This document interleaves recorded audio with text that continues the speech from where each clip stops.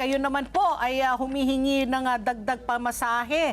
So ano po ang inyong panawagan para po sa LTFRB po pagdating po sa inyong flag down rate? Ang panawagan po natin sa LTFRB, ang posisyon po natin ngayon ay pag-aralan muna yung pagtaas ng base fare, no? Nararapat lang sana na itaas na yung base fare. Kasi nung nagtaas po ang base fare ng TNBS, nung 35 to 40 pesos pa lang yung gasolina.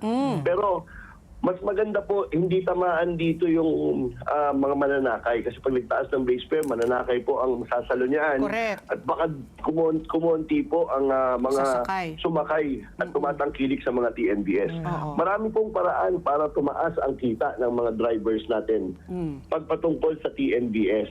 Pwede pong silipin, number one, pwede pong silipin ng LTFRB yung komisyon ng mga transport network company. May mga transport network company po katulad ng Grab, 25% to 30% halos ang kinakaltas nila sa kanilang mga driver. At meron din pong transport network company na 10% lang ang kinakaltas sa mga ng komisyon nila sa mga driver. Aba, malaking bagay po yun. Kapag niregulate po ng LTFRB ang komisyon ng mga transport network company. Malaking bagay po yun. Pangalawa po, meron pong yung mga discount ng PWD, senior citizen at student.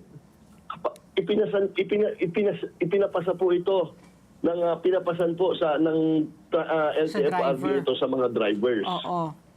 Pag ito po ay ibinalik sa TNC, malaking bagay din po ito dahil 20% po ang nawawala sa mga drivers kapag merong mga sumakay na PWD student at saka senior citizen. Kaya ito po pwede po itong mangyari na hindi pwedeng mangyari na tumaas ang kita ng mga drivers na hindi itinataas ang base fare ng TNBS. Pero again, suportado po natin itong taas na base fare para sa TNBS kasi para po ito sa mga TNBS driver natin. Pero yun nga po, sana tingnan po ng LTFRB muna para hindi masaktan ang ating mga mananakay.